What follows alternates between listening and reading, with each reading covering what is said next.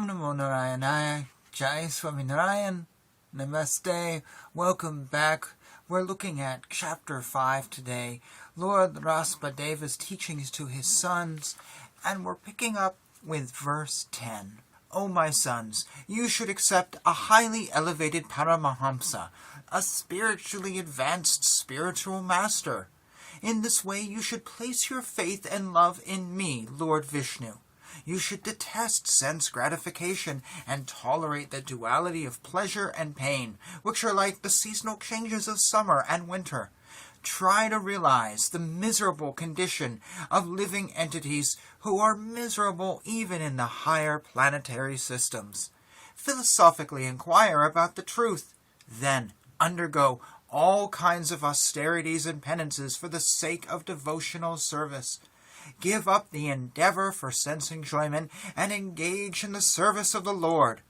Listen to discussions about Lord Vishnu and always associate with devotees.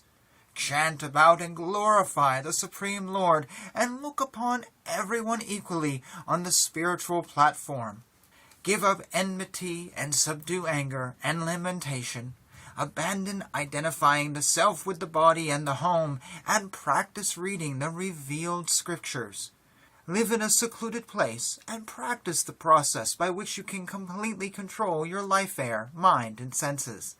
Have full faith in the revealed scriptures, the Vedic literatures, and always observe celibacy. Perform your prescribed duties and avoid unnecessary talks. Always thinking of Lord Vishnu, acquire knowledge from the right source. Thus, practicing Bhakti Yoga, you will patiently and enthusiastically be elevated in knowledge and will be able to give up the false ego. As I have advised you, my dear sons, you should act accordingly. Be very careful. By these means you will be freed from the ignorance of the desire for fruitive activity, and the knot of bondage in the heart will be completely severed. For further advancement, you should also give up the means. That is, you should not become attached to the process of liberation itself. If one is serious about going back home, back to Godhead, he must consider the mercy of Lord Vishnu, the summum bonum, and the chief aim of life. If he is a father instructing his sons, a spiritual master instructing his disciples, or a king instructing his citizens, he must instruct them as I have advised. Without being angry, he should continue giving instructions, even if his disciple, son, or citizen is sometimes unable to follow his order. Ignorant people who engage in pious and impious activities should be engaged in devotional service by all means. They should always avoid fruitive activity. If one puts into the bondage of karmic activity his disciple, son, or citizen who is bereft of transcendental vision, how will one profit? It is like leading a blind man to a dark well and causing him to fall in. Due to ignorance, the materialistic person does not know anything about his real self-interest, the auspicious path in life. He is simply bound to material enjoyment by his lusty desires, and all his plans are made for this purpose. For temporary sense gratification, such a person creates a society of envy, and due to his mentality he plunges into the ocean of suffering. Such a foolish person does not even know about this. If someone is ignorant and addicted to the path of samsara, how can one who is actually learned, merciful, and advanced in spiritual knowledge engage him in fruitive activity and thus further entangle him in material existence? If a blind man is walking down the wrong path, how can a gentleman allow him to continue on his way to danger? How can he approve this method? No wise or kind man can allow this.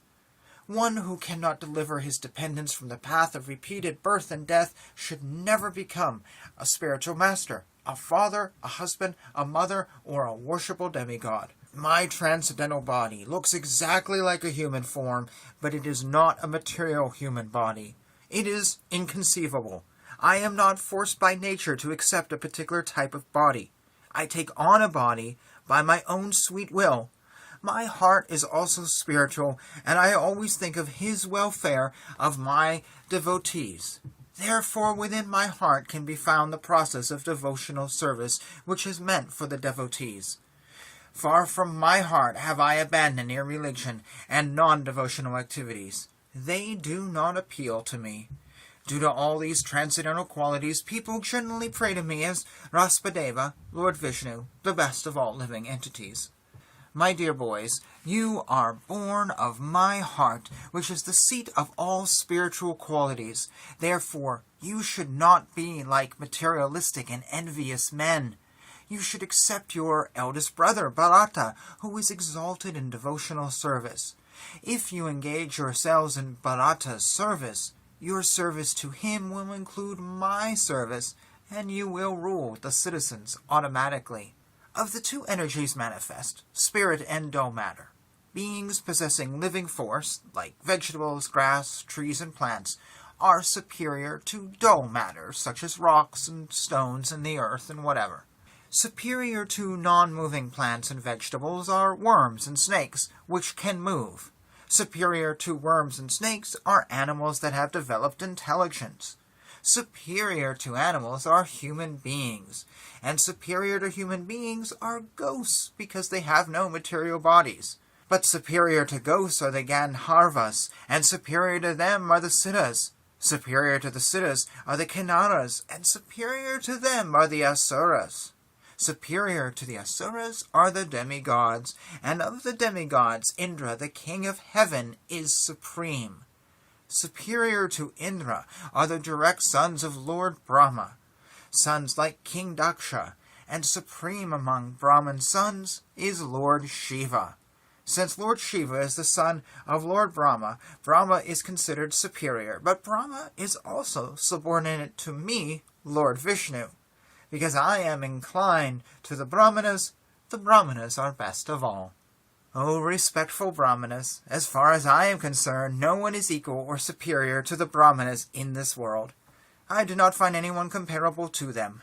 When people know my motive, after performing rituals according to the Vedic principles, they offer food to me with faith and love through the mouth of a Brahmana. When food is thus offered unto me, I eat it with full satisfaction. Indeed, I derive more pleasure from food offered in that way than from food offered in the sacrificial fire. The Vedas are my eternal, transcendental sound incarnation. Therefore, the Vedas are Sabda Brahma. In this world, the Brahmanas thoroughly study all the Vedas, and because they assimilate the Vedic conclusions, they are also to be considered the Vedas personified. The Brahmanas are situated in the supreme transcendental mode of nature, Sattva Guna. Because of this, they are fixed in mind control, and sense control, and truthfulness.